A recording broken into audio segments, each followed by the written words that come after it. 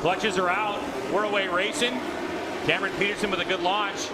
But position goes to Matthew Skoltz up the inside, bending it into turn number 1. He's going to run out of racetrack right there. You definitely want to stay away from those paint lines. So Cam Peterson, M4 X-Star Suzuki, will lead us over Westby Racing's Matthew Skoltz, and right there, Loris Baz with a good start on the Warhorse HSBK Racing Ducati New York Panigale. Yeah, we know these three all have a little bit of history, so I think that with these conditions, we'll see how they handle as far as the close racing goes and all that. We want to see good, tight racing. Jake Lewis back there does have 4th. Gagne already up to 5th. You see Barber making a move under Ashton Yates there for that 5th spot. Kyle Wyman, what a start he has had, Greg, to come from the back of the grid all the way up to 6th place already. So the Panera-bred Ducati is got himself in a good spot early. Lead change as Matthew Skoltz takes over the point over Cameron Peterson. So Skoltz trying to set sail.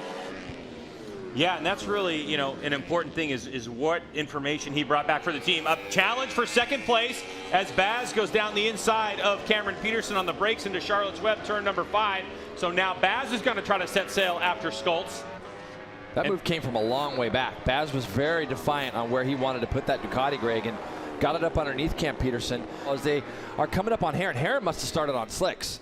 Heron's got it. Is he out there on slicks? Yeah, you can even see it, yeah. So you could tell he's on slicks. I was thinking, why are we catching up to Heron so early? But yeah, that's going to be a kind of a mistake here because it's just too wet early. You're going to give up way too much track position. But I know the idea, man, how though. brave. How brave. Absolutely. I mean, for Josh Heron to be doing that right now, pretty brave to be sticking it out there. If it's not raining, a lot of times these guys will start to think, and they know how quickly this place dries up. But right now, it's just still a little bit too wet. So those are the riders in front. Yeah, 100% slicks. You can see, listen, he's already done a few laps, and you still have that line brave. On it. Yeah, yeah, you got to give him credit. You know, you got to take chances like that sometimes at the end of the season. If it starts to get a little bit drier, you would hope that by the time you see maybe 8 laps to go, that the track has a distinct dry line. The only problem with that, Greg, is that it's sometimes if the dry line starts to appear, as you can see, Gagne was able to get past Cam Peterson.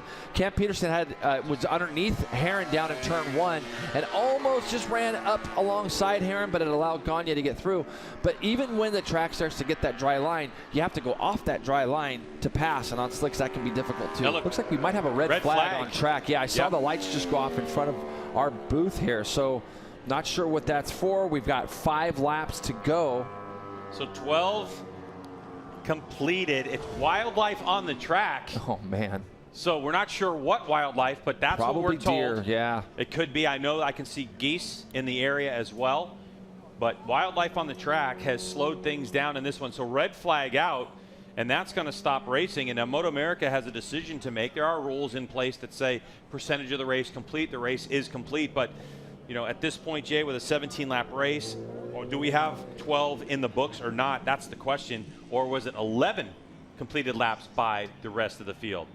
So the decision has been made, and now the race is complete. And that means that Matthew Skoltz is going to take his 2nd victory of the season. Uncontested Matthew Skoltz after the first lap or 2.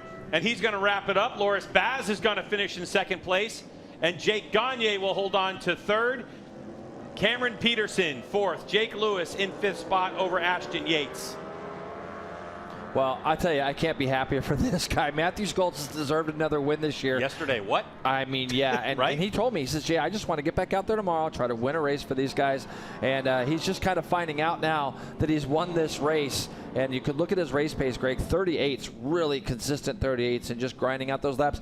To be honest, it looked like he was just controlling this race. Once he got to that 6-second lead, he was just controlling it, doing a little goon riding now. Goon riding. Yep, he's going to be happy. And I can tell you, Chuck Giacchetto and that whole Westby team are going to be super pumped for him. Dominated this race. Yeah, he did. All right, well, you saw Matty Skoltz off the since he's been off the track, and he was talking about something jumping in front of him. I think we actually have video evidence of said deer. Let's take a look at this. Oh, little doe running across there. So that's a newer model. If mom or dad's in the neighborhood, they might be following very shortly thereafter. And again, trapped in here with the fence, that would not be a good thing to run into at any miles per hour. No, not at all, definitely.